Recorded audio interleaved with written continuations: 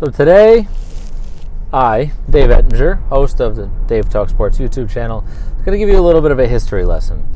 This ties into sports. It ties into the things and the topics of and events of today, social, injustice. NASCAR has finally decided to ban the entrance of Confederate flags by their fans and people in the stands and in the arena or stadiums or whatever you'd like to call them at the racetracks. They finally decided to ban the entry of the Confederate flag. You can no longer bring that symbol into NASCAR stadiums and arenas. And that's great. Long overdue. And to me, it's actually amazing that the Confederate flag still exists. And not only exists, but people proudly wave it, fly it, hang it on their houses, put it on their cars, worship it essentially. And that should be all that you need to see to know about the divide in this country that still exists. Let's put this into a little bit of perspective, right?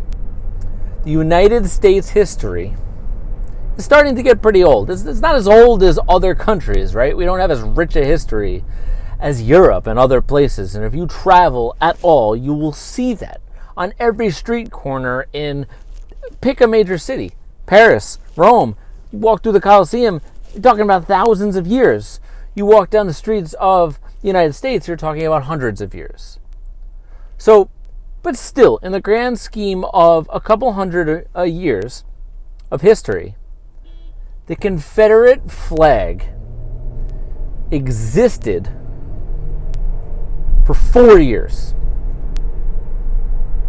4. And do you know how long ago?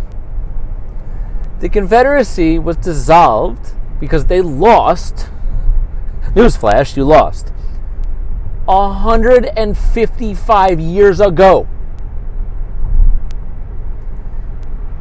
That has to put some of this into perspective for someone. Just imagine any country, faction, religion, culture, ethnic, anything that existed 155 years ago, but only lasted for 4 years, yet people are still in support of it as if it still exists. That's unbelievable to me. Yet it took us till 2020 and murders at the hands of police and murders of minorities and protests nationwide and internationally just for the entity like NASCAR. Again, a good thing that they're doing it. But it took all of that and all of these years throughout all of our history in this country for NASCAR to finally say, you know what, maybe it's not really appropriate for you to bring in the Confederate flag onto our racetracks. And other places and cities and towns and stadiums and owners of businesses are following suit with, some voluntarily removing Confederate statues that commemorate these warriors, if you will, these generals and these other people who were part of the Confederacy. But again, newsflash, you lost a long time ago. And the people supporting the racist and slave owners that still exist, those are the people who should be segregated from humanity. Now, I don't promote segregation in any way. I don't promote anything like that. I think that, as you watch me back into my driveway because I'm already home, I don't promote any of that. I want everyone to live together and be happy and not have any racism anywhere, ever. But the fact that it took NASCAR and other entities and companies and cities this long to actually enact change for racist belief systems is really unbelievable to me. And that's really all you should need to know. do better, be better. And let me just give you a little side note to everything that's been going on. Do you notice how there is less and less and less media attention on the protests lately? Yeah, it's happening. You know why?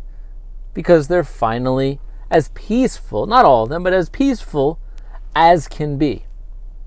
And why does a news outlet, not every single one, but why do media outlets want to talk about peaceful protests? They don't. They want to scare you. They want to show you the looting and the rioting and the things getting smashed up.